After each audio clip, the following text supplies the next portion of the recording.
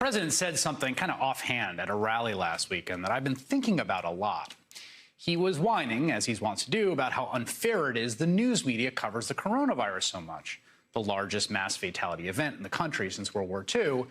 And he said this. All they talk about, COVID, COVID, COVID, COVID. If a plane goes down with 500 people, they don't talk about it. All they talk because they're trying to scare everybody. You have to lead your life, and you have to get out. Now, like everything he says at rallies, this is a bit.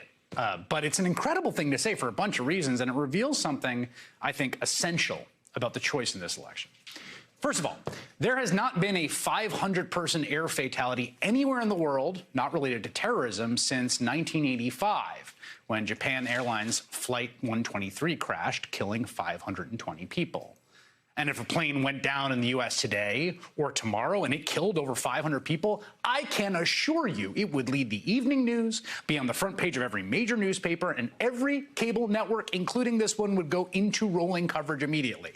Which is to say, the reality is the exact opposite of the point Trump is trying to make.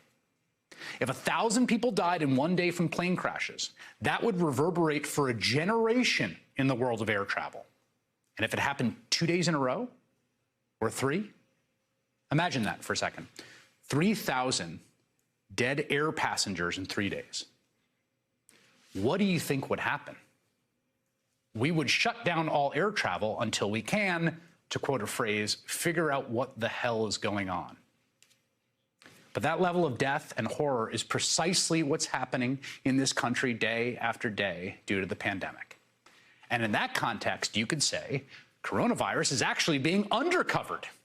It's a 9/11 every 3 days. It's 2 planes going down every day. It's more than 3 Katrinas a week, and it's getting worse.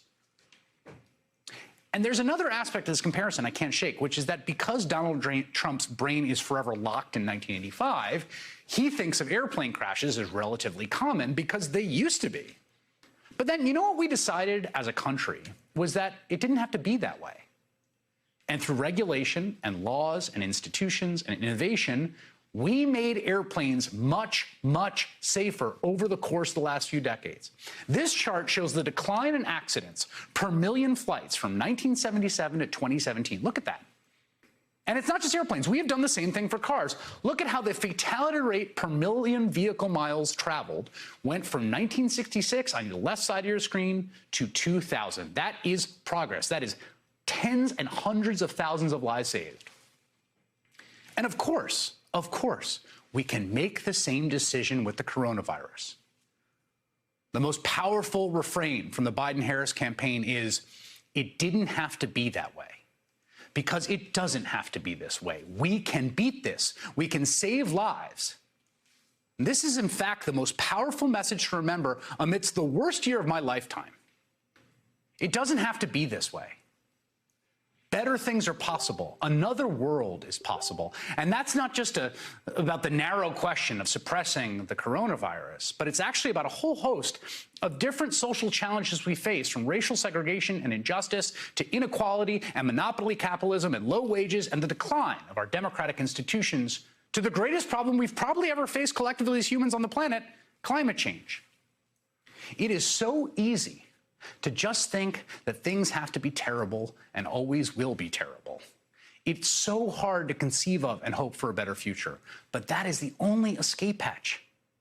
It's the only way out of the locked room we're in. And it can be hard to marshal hope. Everyone's hearts have been hurt by 2016, and they've been brutalized by the last 4 years, and particularly the last 8 or 9 months. But that's really what it's about. We are masters of our own fate, control our destiny collectively as a democracy, and we can make things better than they are.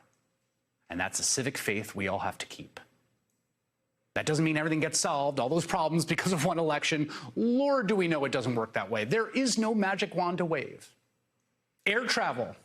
Air travel got much safer over a period of decades, to use the example I was citing above. But over time, day after day, year after year, enough of us have to insist that things can be better and to keep acting together collectively to demand improvement, to make a better country and a better world.